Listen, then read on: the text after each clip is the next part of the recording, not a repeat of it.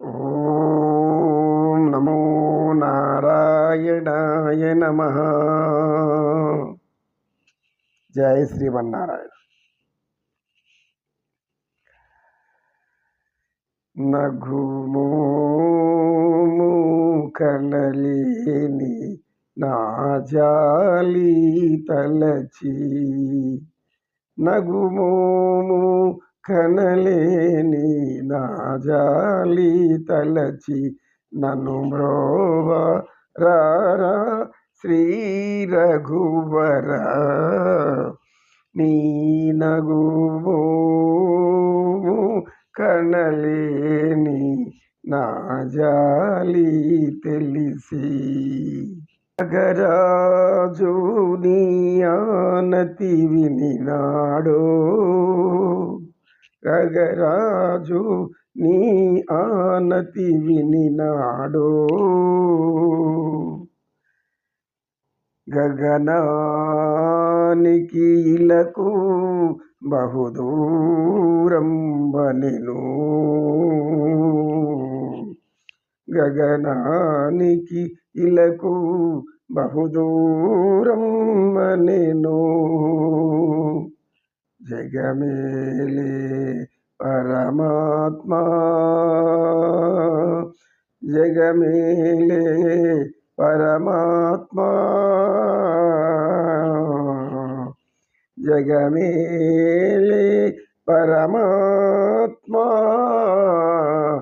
ఎవరితో మురళిడుదు. జగమేలే పరమాత్మా, ఎవరితో మురళిడుదు, ఎవరితో మురళిడుదు, ఎవరితో మురళిడుదు. వగజూపకు బ్రోవరార త్యాగరాజ వినుత, నీ నగుమోము కనలేని నా జాలి తలచి. సత్యనిష్ఠుడు ధ్యానం ముగించగానే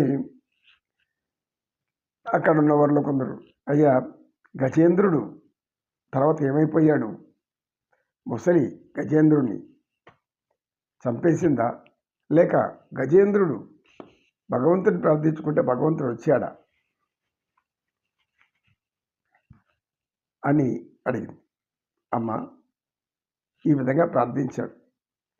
అయ్యా నేనుండేది ఇక్కడ నేల మీద ఉన్నాను, నువ్వు ఎక్కడో ఉన్నావు, నాకు అర్థం కాలేదు. ఈ యొక్క నేలకు ఆకాశానికి ఎంతో దూరం ఉంది, నా మొర నీకు వినబడుతుందా లేదా? గజేంద్రుడు దుఃఖపడుతున్నాడు. ఇప్పుడు దుఃఖపడుతున్నాడు. గజేంద్రుడిలో దుఃఖం ఎలా పొంగుకొస్తుందంటే, ఇప్పుడు ఎక్కడికి వచ్చేసాడంటే, కలడందురు దీనుల ఎడా, కలడందురు దీనుల ఎడా, కలడందురు యోగి గణముల పాలన్, కలడందురు దీనుల ఎడ, కలడందురు పరమయోగి గణముల పాలన్, కలడు కలడందురు అన్ని దిశలన్ అంతటన్,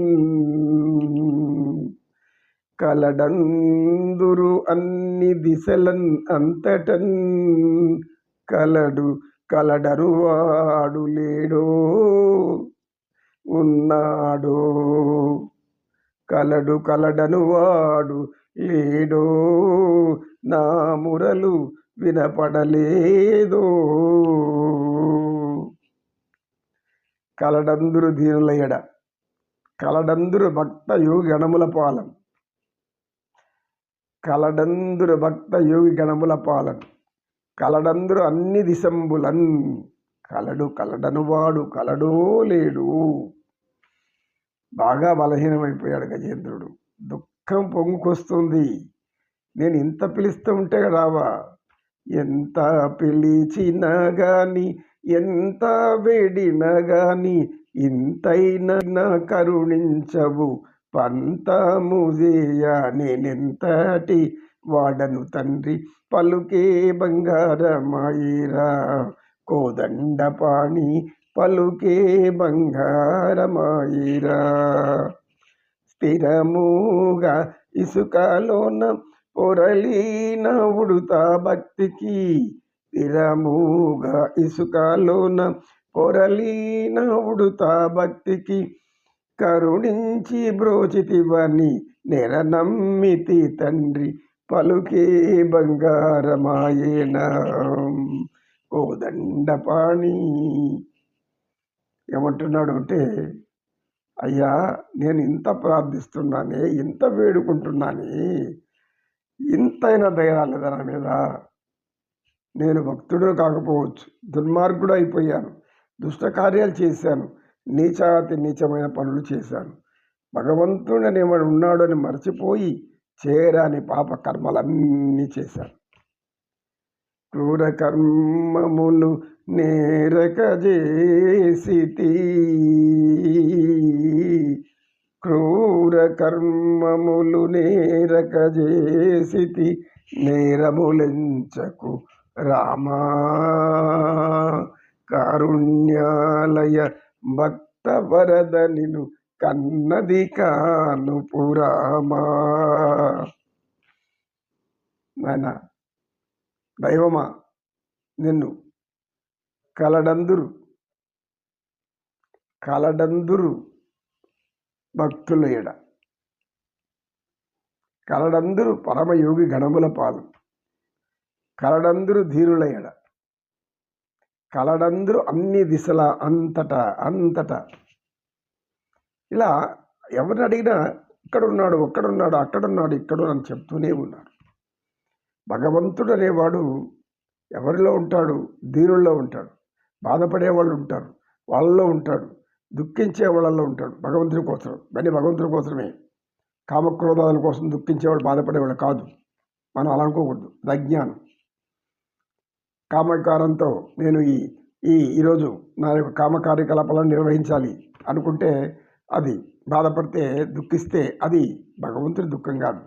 భగవంతుడు వాళ్ళ వైపు చూడడం కూడా చూడడు.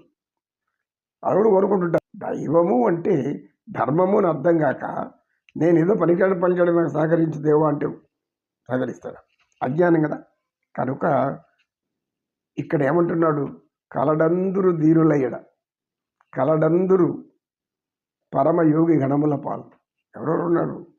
నిన్ను కీర్తించేటటువంటి, స్తుతించేటటువంటి, ప్రేమించేటటువంటి, నీ కోసం తపస్సు చేసేటటువంటి, నిన్ను సర్వదా నిరంతరం ప్రార్థించేటటువంటి ధీరులేడ ఉన్నామంటున్నారు.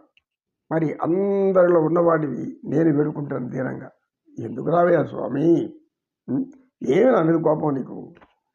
నేనేదో చేశాను, పనికిరాని పనులు చేసేసాను, ఇప్పుడు పశ్చాత్తాపడుతున్నాను. కరుణించవా?